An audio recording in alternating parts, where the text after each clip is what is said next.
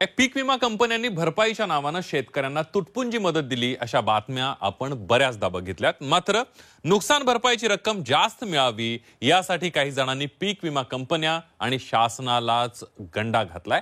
कृषी विभागानंच या फसवणुकीची पोलखोल केली आहे। कशी बघूया।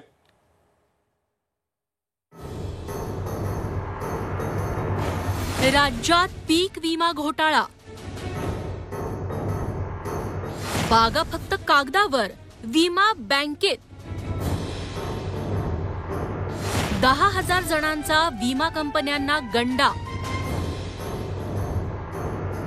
राज्यातल्या जनतेच्या बँक खात्यात या ना त्या योजनेतून थेट पैसे जमा होतात। मात्र आता काही जण 4 पैसे जास्त मिळवायला पीक विम्याच्या नावाखाली सरकारला गंडा घालतायत। संभाजीनगर जिल्ह्यात 13,286 शेतकऱ्यांनी 8,910 हेक्टरवर फळबागा लावल्याचं सांगून विमा काढला।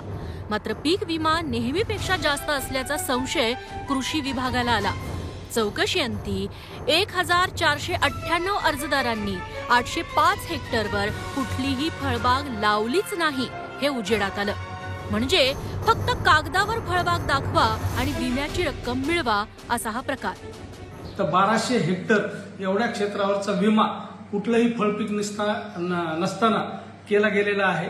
याच्यामध्ये सगळ्यात मोठं नुकसान शेतकऱ्यांपेक्षाही राज्य आणि केंद्र शासनाचा फार मोठा निधी या प्रीमियम पोटी विमा कंपन्यांकडे जातो आणि पाहिजे तसा फायदा शेतकऱ्यांना होत नाही। त्याच्यामुळे आपण बोलतोय की विमा कंपन्याच गवर होत चाललेल्या त्या योजनेमध्ये त्याचं हे धोतक आहे। महत्वाचं म्हणजे राज्यातील 73,787 शेतकऱ्यांचे पीक विम्याचे अर्ज आतापर्यंत आले।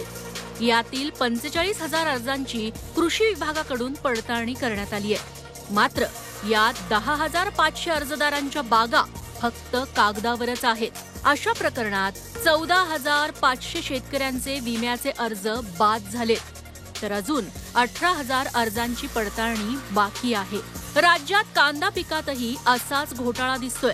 राज्यात 31,177 शेतकऱ्यांचा 11,770 हेक्टरवर कांदा पिकाचा विमा अर्ज आलाय। मात्र यात 8,516 शेतकऱ्यांकडून कृषी विभागाची दिशाभूल करण्यात आली आहे। कारण 3,500 हेक्टरवर कांदा लागवड केलीच नसल्याचं स्पष्ट झालंय। या सगळ्या पीक विम्याच्या फसवाफसवीत शेतकऱ्यांना कृषी सेवा केंद्राच्या काही कर्मचाऱ्यांची साथ मिळत असावी असा संशय कृषी अधीक्षकांना आहे। हे सगळे काम जे इन्शुरन्स घेण्याचं काम आहे शेतकरी मोबाईल ॲपवरून सुद्धा करू शकतो।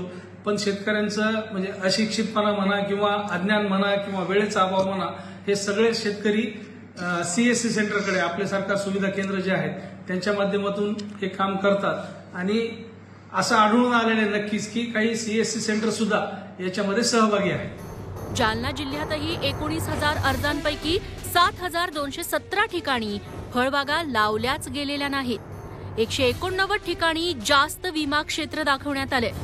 पुणे जिल्ह्यातही 939 अर्जापैकी 328 ठिकाणी बागा फक्त कागदावरच दिसतात। तेव्हा विम्याचे 4 पैसे जास्त मिळवायला काही शेतकरी विमा कंपन्या आणि शासनाला गंडा घालतायत। मात्र याचा भुर्दंड प्रामाणिक शेतकऱ्यांना बसू नये म्हणजे मिळवलं। विशाल करोळेसह ब्युरो रिपोर्ट, झी 24 तास, संभाजीनगर।